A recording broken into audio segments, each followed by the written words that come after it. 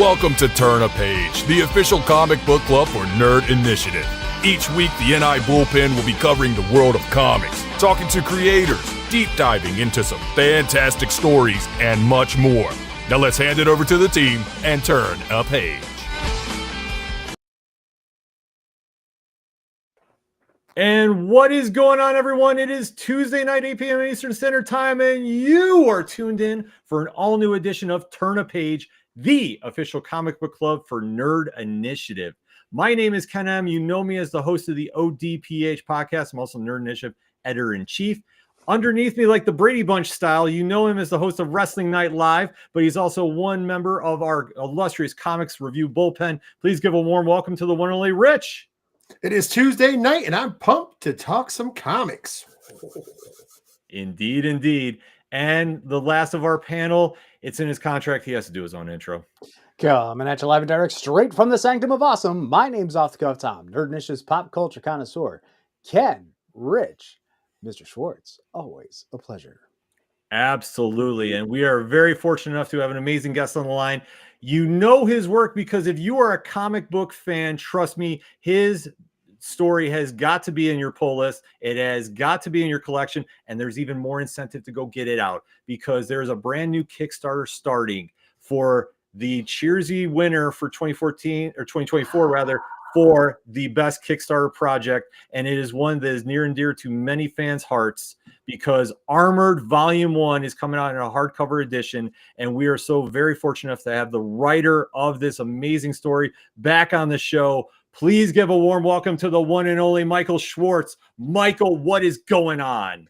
Thank you for having me. I wish I had like a really fun thing to introduce myself to, but I don't. It's just me. It's just me, Michael Schwartz. But you know what? That's all you need to say. It's like the mic drop right there because Michael Schwartz. Yeah, because literally every comic fan we know has been raving about this series. And it has been one that has really been the epitome of word of mouth. It's been one that as soon as somebody hears it, they're running to tell everybody about. So in case anybody has not become familiar with this, why don't you let everybody know a quick synopsis of what Armored's all about? Yeah, so Armored is about a boy who finds a haunted medieval suit of armor. That's kind of the elevator pitch. There's a little bit more to it. It's a mystery series about a boy who not only finds a suit of armor, but he's been adopted by a couple who lost their child 2 years prior.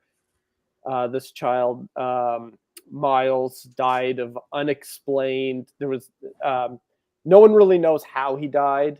Bunch of kids said he was killed by a monster. So Andy, the new adopted kid, he ends up investigating this boy's death and finds this haunted medieval suit of armor in the process. And then he decides, so the ghost that's haunting the armor has to train him how to use it. And they kind of have to get to the bottom of who killed the boy and who's behind a bunch of weird things going on in town.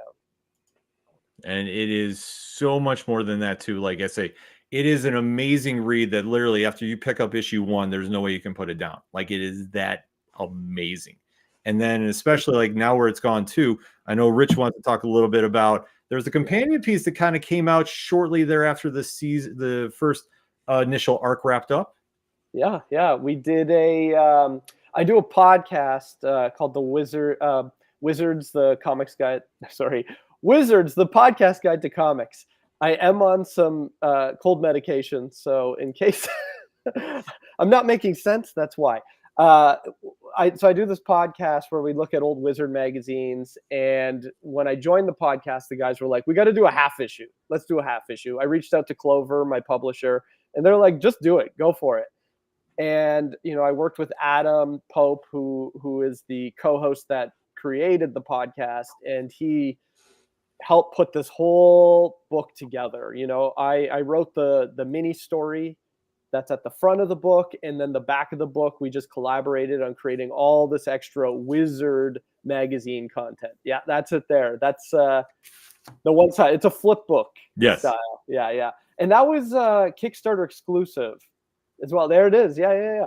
That was a Kickstarter exclusive. So it is pretty rare. I have to say, we didn't print a lot of it. I think we printed 500, and I know there was damages. So there's not a lot of this book. And Wow. all of it is exclusive to that book, except for the 10-page story will be in the hardcover. So if you want to get a little bit more armored story, you will be able to get that in the hardcover. It's just we created all that extra content. I don't know if you guys had a chance to look at it, but there's a ton of wizard inspired articles, like Last Ghost Standing, where we pit our ghost up against famous ghosts from DC Comics and Marvel and stuff. Yep. Yeah. I was gonna say, I marked out being an old school Dark Horse fan and seeing Ghost from Dark Horse when they were doing the big superhero push when it's like $1 for an issue, and way back when. I know I'm dating myself, folks. It's okay. I remember that too. We were kids, but just though, to right, see Ken? that, but just to see that moment, I was like, oh my god! And especially like with how impactful Wizard Magazine was, to bring it in and then tie in Armored and give that like modern retro feel to it. Like the issue itself is amazing, and I do love the callbacks too, especially the casting calls. Absolutely spot on with it too. Like now, after reading obviously Armored, I want to see some live action, and now it's like, okay, this is perfect. This is lined up. Yeah, we're pretty excited by it. Absolutely. Yeah. So going back to Armored real quick, though, going back from issue number 1 until now, what has been your biggest surprise involving with the story? Like with the story specifically? Yeah. With the story.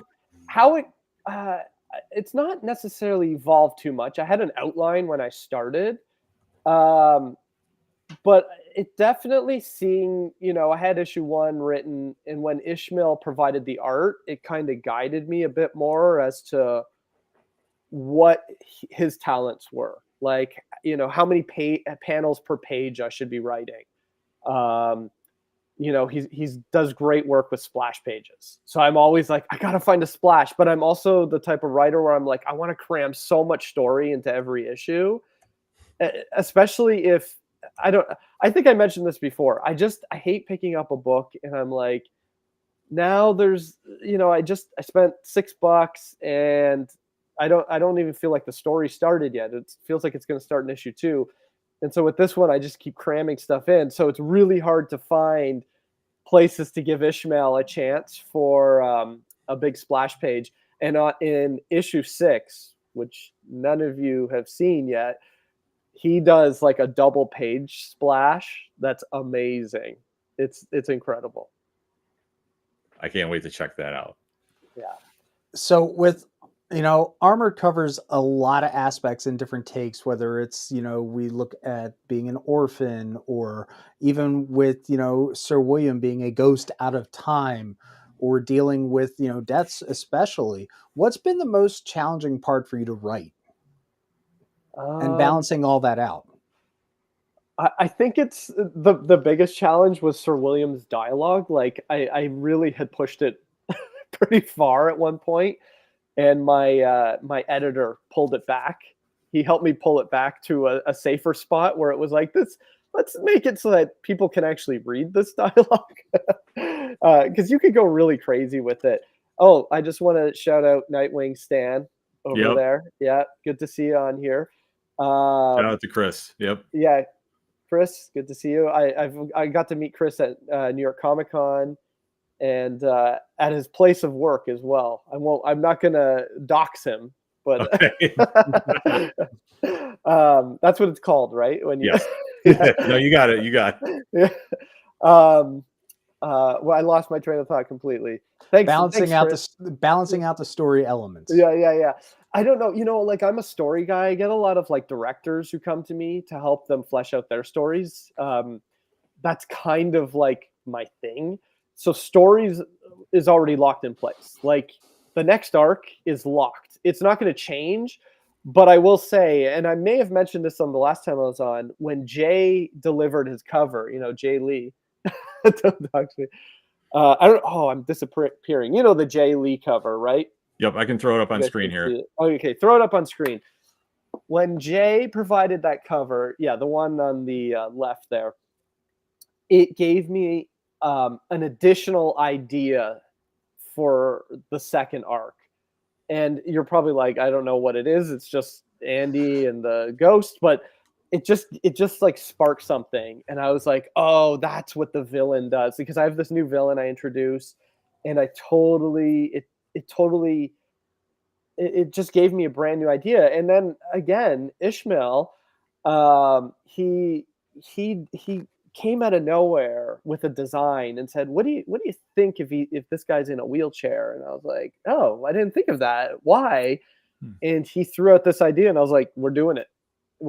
And so the story is locked in place, but he's added, these little things add extra layers to the characters that I couldn't have come up with without them. Amazing. Now, before obviously you're going to kick off the new Kickstarter, and it's going to kind of put the final goodbye, I guess, for Armored Volume 1. What has been your most fondest memory from issue 1 to now, like in the whole journey of the process? Oh man, there's been too many. I don't know. I feel like, can I give you like a list? Sure. Like I will say, probably the first big moment was seeing the pages coming in.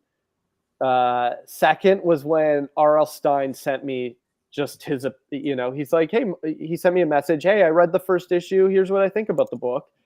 That was huge. Dan Aykroyd, throwing some praise my way as well, was like, doing my first signing at my local comic shop on Free Comic Book Day last year. They ordered a ton of Kickstarter exclusives, and they got it before anyone else, and they had me there for a signing. That was amazing. The list goes on. It's like, I feel like every month there's something new, being on here with you guys. Yeah. This is every single step of the way. I'm never going to forget. Yeah. It's all him.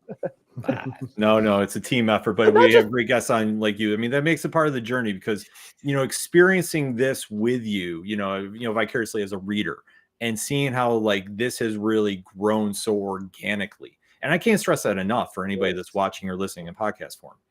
It is one thing when you pick up a story and you're immediately hooked, but to see how Armored has literally become the talk of the comic fans as it's been going, and just that word of mouth, that when every issue is coming out, like, hey, did you check out this, the latest issue, and getting that buzz behind it, it's been amazing to be a part of. And it's just created so much excitement that now fans are really saying like, hey, what's coming next? What's, and then we're hearing about another Kickstarter and all that comes with it. So, I mean, it's just been a true pleasure to see grow, because the quality of the work stands out that much for it. Well, thank you. Yeah, it has, back in, I think, back in the 70s and 80s, when a movie was released, it wasn't just dumped and then pulled out of theaters. It was the slow burn where it could keep playing for, like Titanic. It played for a year, right? Yeah. This is like this weird book where I think, oh, issue 1 came out, it's for sure going to be dead. But it's had a very strange release schedule, which I think has helped it a lot. Because Clover kickstarts everything. That's just their business model. They kickstart, then they release. And usually the release is not what was available on Kickstarter. Like when they kickstarted issues 1 and 2, there was a ton of covers available that no one else can get unless you see me at a convention, or Clover may have some on their website still. And it was just Kickstarter exclusive. Same goes for issues 3 to 5. The Kickstarter was for the foil covers. That was the only way you could get foil covers or these flip book style covers. And then if you got it in the shop, it was non-foil. So it's been this weird release, and it's a bit of a sleeper, I like to say. Like I find, like I'm going to cons now, and people are coming up with their copies. Like one guy came up and he had a stack that he wanted me to sign. I was like, whoa, how many did you order? Yeah, that was in New Jersey. It was in Jersey, ZapCon. Guy just had so many. I was just sitting there. I'm like, this is wild. Like, where did you get them? That's amazing, though. Yeah. I mean, it's got, like I say, as a creator, that's got to be the best feeling. Yeah, yeah. And I think it has helped people talking about it. Like it really, that's like any comic. You need to create a bit of FOMO, and then someone will try out issue 1. And then I think a lot of people are apprehensive going into it, being like, oh, it'll probably be like, okay, like most books. And then they end up like really liking it because of a certain aspect, mostly Sir William, the ghost. This guy right here. Yeah. Well, it's interesting that we were just talking about like all the different exclusives that you're running for the Kickstarter in the past. So with the new one coming up, what can we expect is coming with that one?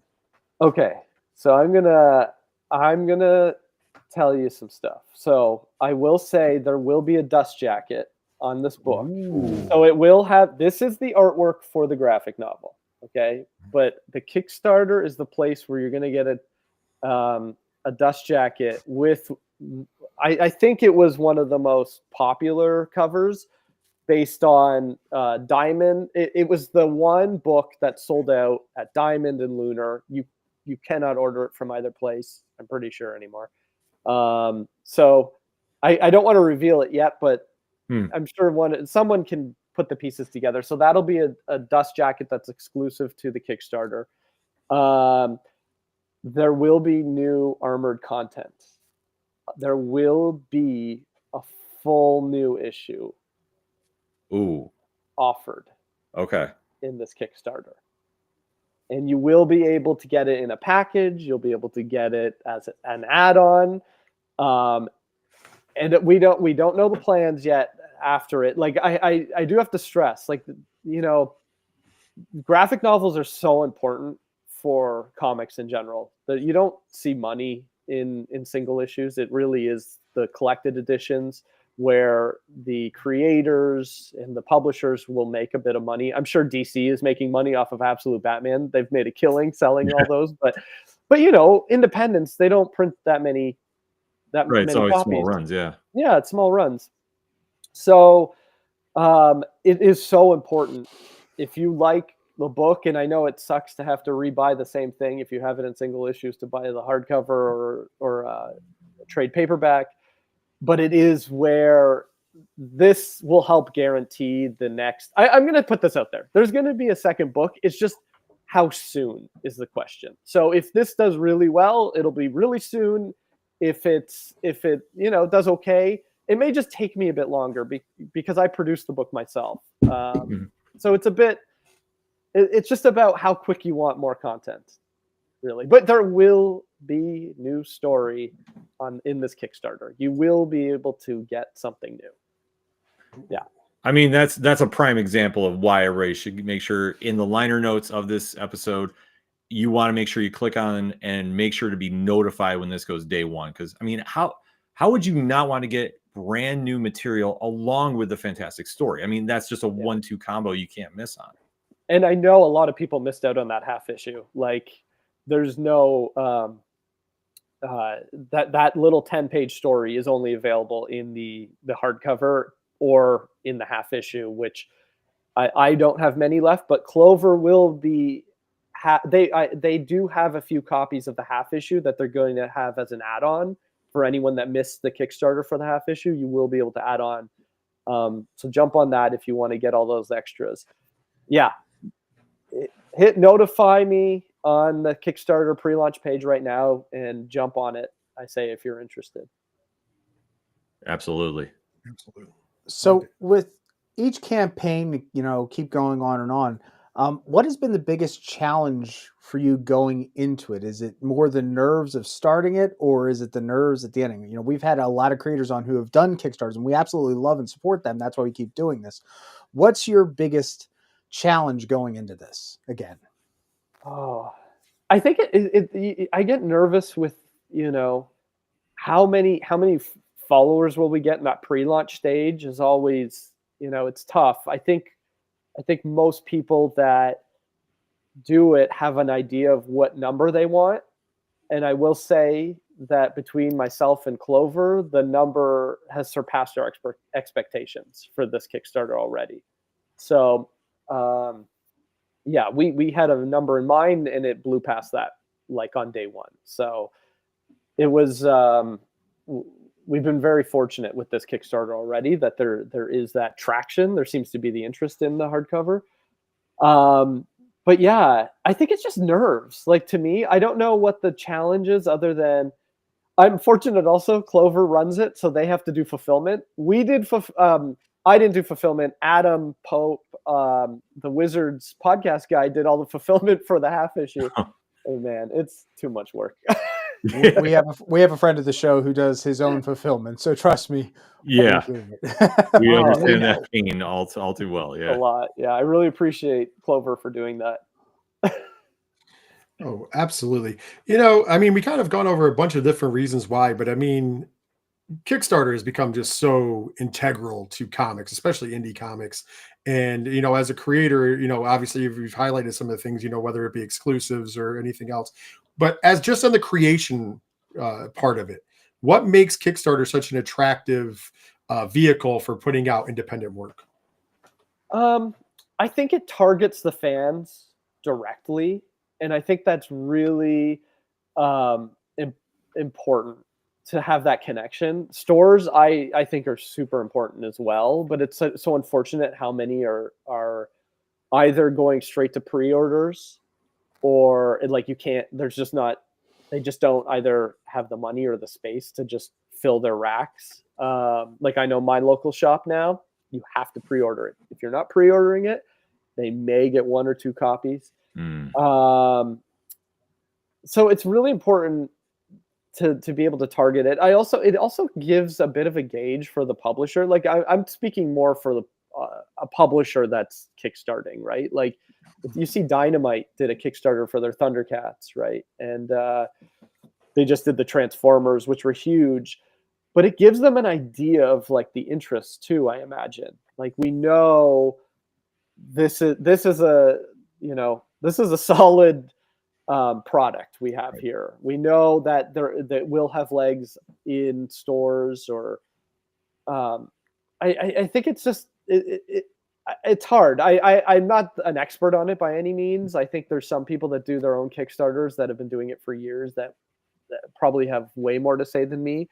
But it is, I think, moving forward with the state of the comic industry is a really important tool for comic creators. Yeah, because I think it's just one piece that really, you know, as the business evolves and time evolves, I mean, it's just one way to really connect with the audience too, and especially trying to balance it out in the digital age. I mean, sure, it's going to the shops. I mean, I always say is like the first and foremost because you have that personal interaction. But going online, that's like probably the closest, you know, straightforward without a middleman per se to really kind of, you know, connect with the product and really get a true, so to speak, temp of the room, you know, to really kind of hone in what you got to do. Yeah. And then you kind of alluded to it with, you know, the information you shared with us, but I was going to say after this volume, what's next for the future of Andy and Sir William? You did tease that there's new material in there. Is that technically number 6 or is that its own standalone? And are we? It's sorry. Yeah, this new material is not in the hardcover. Okay. It is its own thing. And there may be a number 6 on it, Ken. Okay. And if you thought issue 5 had a big cliffhanger, I think issue 6 has a pretty good cliffhanger that ties back to how this story started. Okay, because 5 was pretty big. 5, I was like, okay, how soon is 6 coming? And then it's like the wait, and it's. I know. Yeah. I apologize. No, you don't have to. Indie comics. No, but this is now okay. This is kind of now making sense. But if it's going to be a larger cliffhanger, and trust me, I'm not larger. It won't be like it won't be like that. But you'll have an idea of where we're going. Like I feel like it's one of the loose threads a bit of that people are hopefully wondering about. But yeah, you'll see. It's not as big. But it is definitely like, oh damn, now I need issue 7. Sorry, I'm really gonna make it painful. But I'll tell you this, Ken. There is a whole. I want to call it like there's like a 6-page or maybe it's 8-page story within issue 6 or whatever it is. This additional, it's issue 6. There's a whole story with 8-page. I think it's 8 pages in there that should keep you satisfied. It's like literally a whole movie within the Armored universe that happens within this story. So hopefully that'll keep you satisfied for a bit. I will say that you just said you were sorry to keep people waiting, but here's my sales pitch though. Here's the salesman in me coming out. This means make sure you buy that level. Yeah. You get that book. So then that way you're guaranteed that issue 7 is on the way quicker, because we heard you say earlier, obviously the more that it gets put out, the quicker everything else comes. So there you go. The sales pitch is show up, be a fan, get all it really is just a matter of, is the money there immediately to get Ishmael back? Because he's finishing up another project right now. And it's just, I gotta just throw him the money and say, here's issue 7. So that's why. Throw the sacks of money at him and here go. There you go. Yeah. Now the funny thing is, you're saying that there's all this little story that's in issue 6, and we're leaving stuff on cliffhangers. You're writing 7, where the lore in a lot of this takes place very much in the town and right around the castle. How far outside of this are we going to get eventually?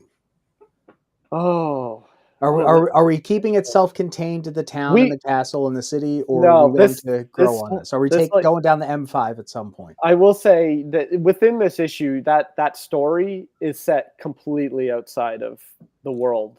It's a whole new land. Ooh. Within issue 6. But yeah, moving further, it's big. Like there's a bigger story at play here.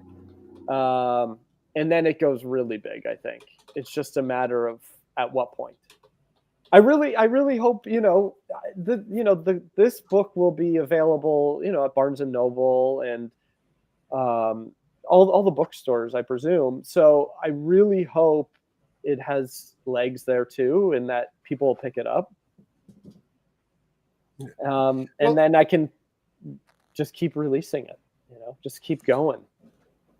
That's what that's the nice thing about the book being available elsewhere, because there are still some people I don't think that are on Kickstarter or do Kickstarter books. So being a little wider, it gives it a little more legs to grow in for a different audience, if you will.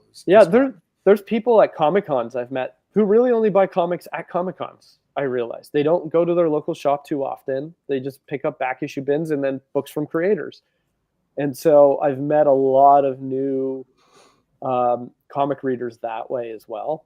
And shared the book with. The last con I did was in Calgary, and I brought probably 2 or 3 stacks about this high, filled with sets and issue 1s, and I sold through all of it. I came home with like this much.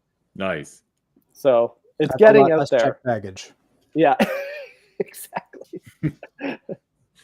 Well, I'm going to throw a wrench into things because I usually do, but I'm not going to get off topic this time.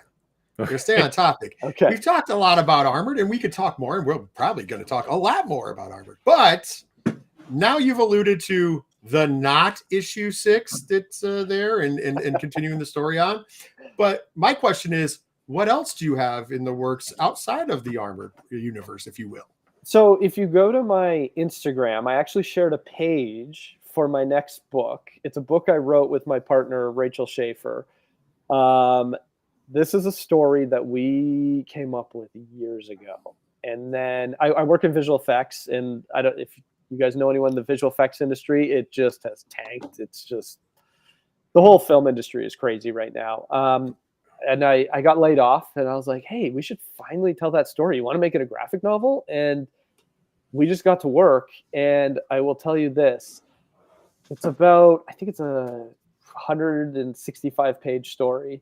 Wow. And the artist is based in Italy. Her name is Gaia Cardinelli. And she is on the last 15 pages of the book. So that's how far along we are. Okay, wow.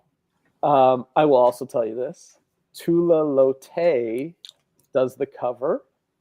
Ooh, we like Tula. All right. Yeah, we definitely do. That the cover is gorgeous. She delivered it about a month ago. It's amazing. It's a story about. It's also a ghost story, in case you're wondering. I'm in my ghost phase, so you just have to accept it. It's about a woman who dies in the 60s from a horrible car accident, and she's basically trapped as a ghost in the cemetery with all these other ghosts, waiting for her husband to die so that they can ascend together to, another earth, another place. And so years pass. He finally dies, but he doesn't get buried next to her. And so she's like, what the hell happened to my husband? And she ends up finding this human that can see ghosts, and she convinces him to dig up her bones and take her across the country to find him. And there's a whole mystery involved as to what's happened to him. But by doing this, by digging up her bones, she's broken an afterlife rule, and she is being pursued by these reapers who are like the police of the afterlife, and they're gonna kill her. Basically, they're gonna damn her. So yeah, they're really cool. It's a cool book. It's gorgeous art. Yeah. So you've alluded to working in visual effects and a lot in TV.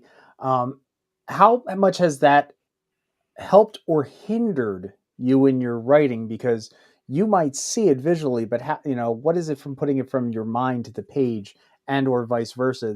Because now that you're taking the idea from your head, you're putting it on the page, and then you send it out to Ishmael, and he might see it differently. Where does that all work out together? So like I write movies, and so when I write movies, it's a bit different, where I don't really describe much. I'll give the basics, and I leave it up to the director, who I usually write with, to figure it out. I'm like, oh, you can figure that out. I don't care what color the room is. But with comics, you're describing everything. You're like saying, there's 5 panels on this page. I want the top one to be wide. I want the bottom 3 to be like you're really going into detail. With Ishmael, he nails it every time. And when he changes it, it's absolutely the right decision. When it comes to like working in VFX, I think the big thing is, knowing when to give notes. Like I watch a lot of visual effects supervisors give notes, and there'll be things where I'm like, why aren't you giving a note on that? But then I've learned like when to or when not to, I guess. That would be the biggest thing I've learned from working in animation and visual effects. Yeah. Do you sometimes write more notes than you do dialogue per panel? Not really. I've pulled back quite a bit. I think I have too much of my screenwriting in me, where I'm like, this person will figure it out. To my detriment. Yeah. Neat. Now, here's a question for you, kind of a little off topic, involving the film aspect of things. Yeah. One thing we often hear from the pop culture audience is there's such thing as comic book fatigue in the movies. With your, working in the industry, do you really feel that that's a true statement? I feel like what's happening right now in the industry, I don't know how aware everyone is of it, because I'll bring it up in my neighborhood when I'm talking to other parents or whatever, when I say, oh yeah, I don't have a job anymore. I got laid off. They don't get why. They're like, but there's so much TV. How is there not work? I do think there was just, I don't know if it's fatigue's the right word, but it was oversaturated with too much content. And at a point where I was like, I'm only watching Andor now, because it's like, I couldn't catch up. I'm catching up now. And it's a really, really, it's tough, because it sucks that there's less shows being made for people that work in the industry. But to me, it's I think that was the fatigue. And I think it's less special. Like Marvel became less special to me. I don't know if you guys felt that. It's like I loved every show that was coming up, but it was just didn't have that excitement around it. I wasn't like, it wasn't like I have to see this, because it was like, oh, I haven't watched the last one. I gotta watch that first. So that was the fatigue for me, I guess. No, that makes I sense. actually agree with you. I agree with you because I'm the same way. There's still stuff that I haven't watched because I'm like, it's just on the bat with everything else that I do. I do a lot of I do the wrestling content here, and there's a ton of wrestling content that I have to consume every week. So consuming that plus consuming like a million Marvel shows or a million Star Wars shows, even though I love them, it's like I'm still like 2 behind. Like I can't catch up. So I definitely understand that. Speaking of which, we're going to mix some comics and some movie stuff in because let's put it out into the world. Something that you have not worked on that you could write for comics and movies or TVs. What IP would you just jump at that you haven't had an opportunity to work on if you were given control? When I first got into film school, I remember thinking, oh my God, I hope to someday make Alpha Flight the movie. You know, as a Canadian. Okay, Tom. I loved Alpha Flight as a teenager, and I was like, I would love to do an Alpha Flight movie. I remember writing like a 20-page treatment for what my Alpha Flight movie would be, and I look back, it was terrible. It was terrible, terribly written. But I still think about like that a lot. But when it comes to the comics, I'd love to write Alpha Flight, but I'd also love to write Silver Surfer. Ooh. That was one of my first comics on, like the first pull list I had when I was like 6. My dad put Silver Surfer on there for me. So I'll allow Alpha Flight only if you have, because we're so close together, a cameo from the Great Lakes Avengers. Absolutely. All right, we're good. I'll take that. That means we have to have, Can the Great Lakes Avengers be situated in Ontario, on Lake Ontario? Whoa. Kidding. We don't want you guys to take too much of the L. Okay, we'll still claim them. Okay. I was going to say, how excited are you for now? It was being a fan of Silver Surfer. Now we're seeing in the Fantastic Four first steps here. Oh, I'm like over the moon. I'm just confused why it's a girl. Like, I don't care. I'm not one of those people that's like I'm not losing my mind over the fact that it's female Silver Surfer, but I am like, when are we getting Norrin Rad? What's the story there? I think they're doing so much timeline jumping, alternate universe. Like, yeah, it's a multiverse for this one. It's definitely a different one because we've got what's her name, the Norrin Rad's Shellbaum. Yeah. We'll see. Yeah, I'm stoked. Even my kids, like the fact that my son is saying, "Oh, I'm looking forward to this movie." Like he told me, like he's not looking forward to any Marvel movies at all lately. We saw the Captain America one and he liked it, but this one is the one where he's like, "Oh, we got to see that." He keeps saying, "I want to see it for my birthday," and I'm like, "Your birthday is like a month before, but sure." You know, people. Yeah. No, I do not. Well, one final question to ask you before you go. Now, obviously, with the ties to Wizard, if you could have the vintage Wizard cover with Andy and Sir William with the hat on, drawn by any artist, who would it be and why? Okay, sorry. Is it anybody? Anybody.